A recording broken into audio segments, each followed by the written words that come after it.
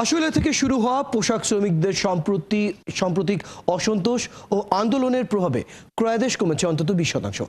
এখনো ঢাকা সফর বাতিল করেছেন অনেক ক্রেতা সংগঠন। আর দেশে রাজনৈতিক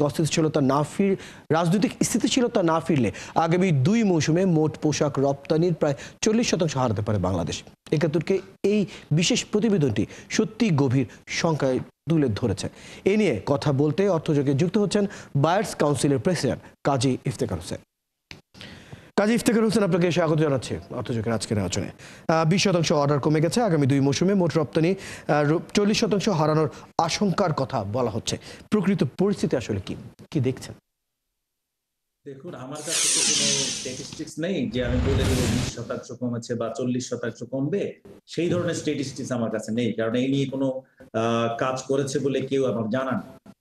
তাই আমি বলবো এটা একটা যে জিনিসটা এটা হাইপোথিকেশনের উপর বলা হচ্ছে যে কমে যাচ্ছে অর্ডার, সেটা এখনো এইভাবে বলার সুযোগ আসেনি।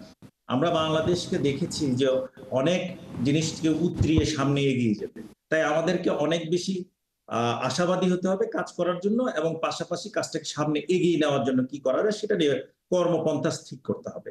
আমরা যদি এখনই ভাবি যে আমাদের অর্ডার কমে যাচ্ছে, কাস্টমার আসছে না এই 1 মাসের কারণে, সেটা আমি সেইভাবে ভাবি না। কারণ আমাদের দেশে এখন যারা অর্ডার প্লেস করবে সেটা আগামী সামারের জন্য অর্ডার প্লেস করবেন। তাই এখনো সময় আছে এটা নিয়ে কাজ করার, এবং সেইভাবে কাস্টমারকে যদি আমরা মেসেজ দিতে পারি, আমি মনে করি এটা বিশাল সম্ভাবনা আছে। কারণ আমাদের যে নতুন সরকার এসছে তার একটা নতুন ইমেজ আছে, সেটা আমরা সবাই জানি। সেই ইমেজটাকে কাজে লাগিয়ে আমরা সামনে আগাতে পারি। সেটাকে কিভাবে সামনে আগানো যায় সেটা নিয়ে আমরা কাজ করতে পারি, সেটাই আমার ধারণা। চমৎকারভাবে আপনি বলেছেন, বিষয়টি আমরা অনেকটাই বিষয়টি নিয়ে পরিষ্কার হলাম। আরো একটি বিষয় জানতে চাই, সেটি হচ্ছে শ্রমিক অসন্তোষ নিয়ে আজ শ্রম সচিবও কথা বলেছেন। তিনি বলেছেন স্বার্থের বিষয়ে গার্মেন্টস মালিকরা সংগঠিত থাকলেও শ্রমিক নেতাদের মাঝে বিভেদটা সেটা অনেকটাই স্পষ্ট হয়ে উঠছে। এটি কি তবে শ্রম অসন্তোষের বড় একটি কারণ বলে মনে করেন আপনি? দেখুন, আমরা এই ব্যবসাটা করতেছি অনেক দিন ধরে, প্রায় 4 দশক ধরে, কিন্তু আমরা আমাদের শ্রমিকদের জন্য কোনো ইনস্টিটিউশনাল এডুকেশনের ব্যবস্থা করতে পারিনি। আমরা যদি খেয়াল করে দেখি, আমাদের পার্শ্ববর্তী দেশে একজন শ্রমিক নেতা মন্ত্রী হয়েছিলেন যার নাম জর্জ ফার্নান্ডেজ। তেমনি ভাবে পোল্যান্ডে একজন প্রেসিডেন্ট হয়েছিলেন যার নাম লেস ওয়েলেস। আমাদেরকে মনে রাখতে হবে, আমরা যদি আমাদের ইন্ডাস্ট্রিকে চালাতে হয় তাহলে এই শ্রমিককে শিক্ষিত করে গড়ে তুলতে হবে। এই শ্রমিকের যারা নেতৃত্ব দেবেন তাদেরকে শিক্ষিত করতে হবে। আমরা যদি পাশের দেশে তাকাই, সেখানে আমরা দেখি যে টাটা কোম্পানিতে গত 70 বছরে একদিনের জন্য কোনো আনরেস্ট হয়নি। তাহলে এই জায়গাটায় আমাদেরকে কি করা উচিত? আমাদের মালিকদেরকে এগিয়ে যাওয়া উচিত। কারণ আমাদের দেশে মালিকরা যেমন একাট্টা, তেমনি ভাবে শ্রমিকদেরকেও সেই জায়গাটা দিতে হবে। শ্রমিকের দাবি অনেক সময় যৌক্তিক হবে, অযৌক্তিক হবে, কিন্তু তার সঙ্গে আলোচনা করার জন্য একটা ব্যবস্থাপনা তৈরি করতে হবে, তার সঙ্গে কমিউনিকেশনের একটা ব্যবস্থা তৈরি করতে হবে।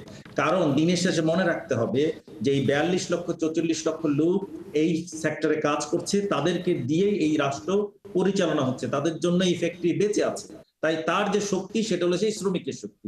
তাই শ্রমিককে একটা জায়গায় নিতে হবে যেখানে তার সঙ্গে আমাদের মালিকের একটা সুসম্পর্ক বজায় থাকবে, এবং তাদের দুইজনের মধ্যে যে স্বার্থের টানাপোড়েন সেটাকে উইন উইন সিচুয়েশনে নিতে হবে। একদম শেষ প্রশ্ন, একদম ছোট করে জানতে চাইবো, আপনি বললেন আমাদের শ্রমিক নেতাদেরকে শ্রমিকদের যে বর্তমান যে অবস্থা, দুই পক্ষকে আসলে শুনতে হবে, মালিক এবং নেতাদের একটি নির্দিষ্ট জায়গা তৈরি করে নিয়ে আসতে হবে। সেই যে জায়গাটা তৈরি করা, সেই বিষয়ে আসলে এখনকার আমাদের শেষ আপডেট কি হতে পারে? মানে কোন দিকে আমরা যাব, কি ধরনের পদক্ষেপ আমরা এই পরিস্থিতি সামাল দেওয়ার জন্য নিতে পারি? আমি মনে করি এখানে যেহেতু রাষ্ট্রটি একটি মানবিক রাষ্ট্র হতে যাচ্ছে, তাই রাষ্ট্রের শ্রমিকের সমস্যা একটা মানবিক সমস্যা। যারা মালিক হন তারা কিন্তু একটা পুঁজিপতি। আপনাকে মনে রাখতে হবে, পুঁজিপতিরা সবসময় এক জায়গায় থাকবেন তাদের স্বার্থের জন্য, কিন্তু শ্রমিকরা যেহেতু বিক্ষুব্ধ, তাই তাদেরকে একটা ইনস্টিটিউশনাল করবে কে? রাষ্ট্র। রাষ্ট্রকে তার এই কাজটা দায়িত্ব পালন করতে হবে। যদি রাষ্ট্র এই দায়িত্বটা পালন করে তাহলে এই জায়গা থেকে উত্তরণ করতে পারবে, তাহলে অনেকটাই সহজ হয়ে যাবে। ধন্যবাদ কাজী ইফতেখার হোসেন, সময়টুকু দেওয়ার জন্য। বেশ কিছু ভালো তথ্য আপনার কাছে জানতে পারলাম, ধন্যবাদ।